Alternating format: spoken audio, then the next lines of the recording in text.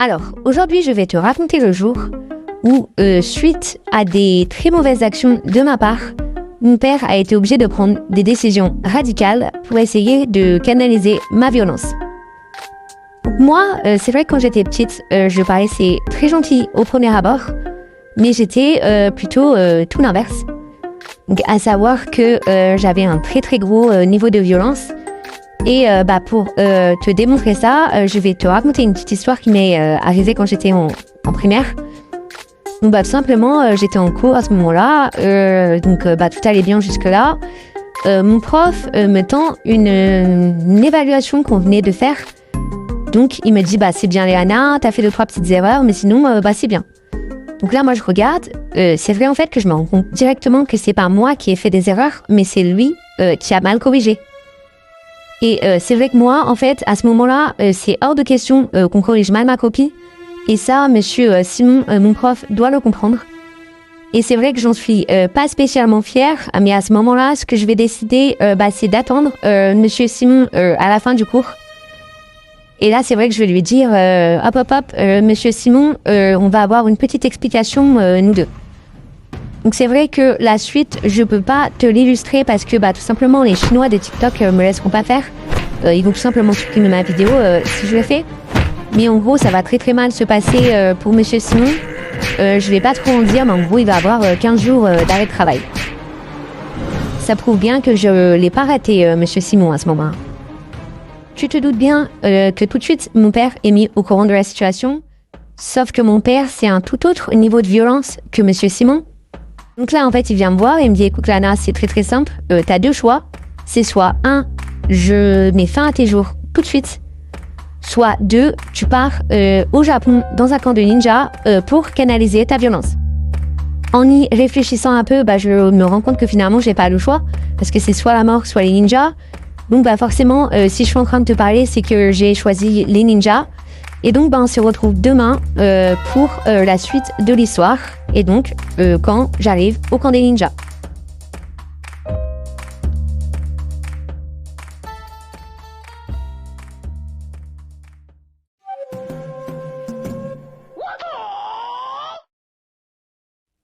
Alors, aujourd'hui, on se retrouve pour la suite de l'histoire. Donc, hier, mon père a décidé de m'envoyer dans un camp de ninjas au Japon pour essayer de contenir ma violence. Et donc, ça va pas traîner parce que le lendemain, je décolle pour le Japon. Assez rapidement, j'arrive. C'est vrai que moi, le Japon, c'est pas du tout un pays que je connais. Donc, tout de suite, je suis pris en charge par les ninjas. Et donc, en fait, ça, je sais pas si tu sais, c'est vrai qu'il y a pas beaucoup de personnes qui le savent. Mais en fait, les ninjas, c'est un peu comme le karaté ou d'autres sports. En fait, il y a des couleurs par niveau. Par exemple, ninja jaune, c'est les ninjas les plus faibles. Après, t'as ninja vert, ninja bleu, ninja rouge. Et puis, les plus forts, c'est ninja noir. Et donc, moi, j'arrive et puis tout de suite, je suis pris en charge, en fait, par le grand maître ninja. Et donc, elle me dit, écoute, j'ai été au courant de ce que t'as fait à monsieur Simon. Ton père, il m'a raconté. Donc, on va te prendre en charge et puis on va essayer de canaliser ta violence. Donc, on me demande de mettre mes affaires de ninja jaune. Et puis, directement, je dois partir à l'entraînement des ninjas. C'est vrai que assez rapidement, ils se rendent compte que mes mouvements sont très rapides, sont très précis.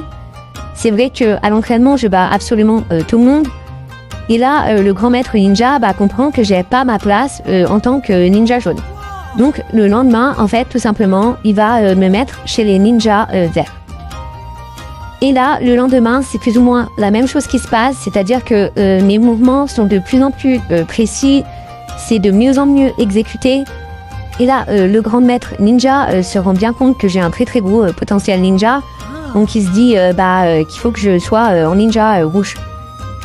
Donc le lendemain, en fait, je passe ninja rouge. Sachant que normalement, c'est 1 an par grade ninja. Moi, je fais tout en un jour à ce moment-là. Donc c'est vrai que chez les ninjas rouges, il va se passer plus ou moins la même chose. C'est un petit peu plus dur, mais honnêtement, mon potentiel est tellement grand que je bats vraiment tout le monde très facilement.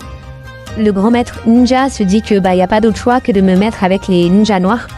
C'était encore jamais arrivé que quelqu'un arrive à être ninja noir en moins d'1 semaine.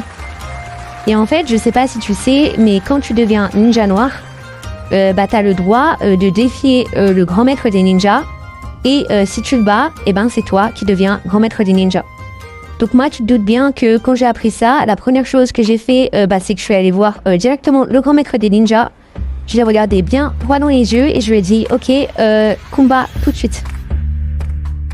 Là, tu peux te dire « Ouais, Léana, elle va un peu éviter tout. Ça fait qu'une semaine qu'elle est ninja, elle s'attaque déjà au grand maître. » Mais je t'assure que quand il a appris ma demande, le grand maître, il était pas super bien, quoi. Je le voyais dans son œil, il était pas sûr de lui. En plus, il tremblait un petit peu et tout. Je le voyais, sa jambe, elle bougeait. Donc, pour moi, c'était le bon moment. Et on verra demain à 21h si j'ai eu raison ou pas. Bon bah voilà, c'était l'histoire quand j'arrive au Japon dans le camp des ninjas. Et puis on verra demain si j'arrive à battre le grand maître des ninjas.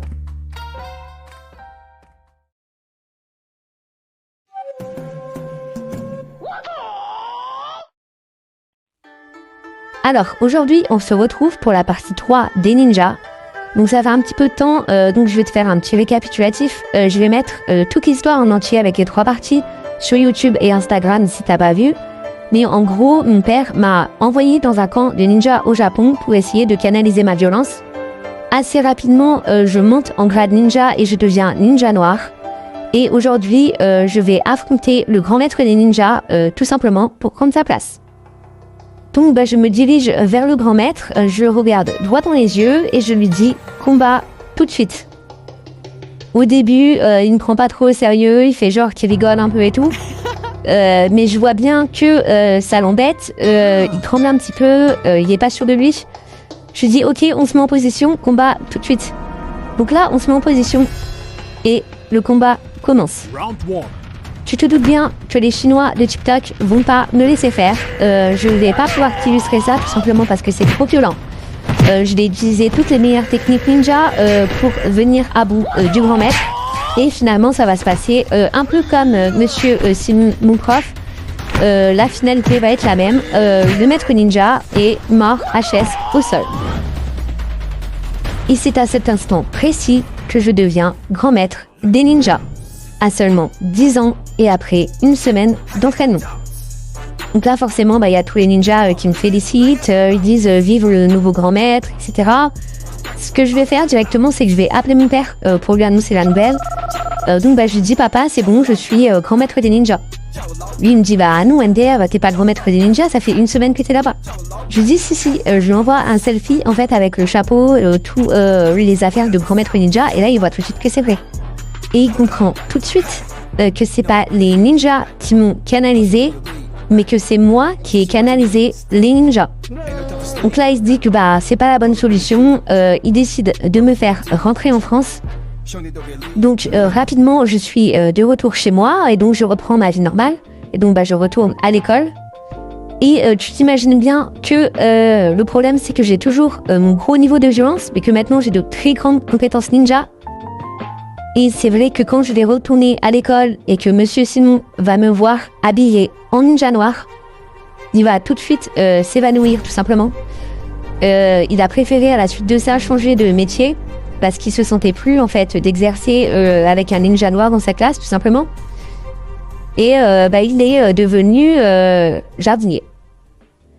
Donc voilà, c'était l'histoire en gros quand mon père m'a envoyé chez les ninjas en espérant qu'ils me canalisent.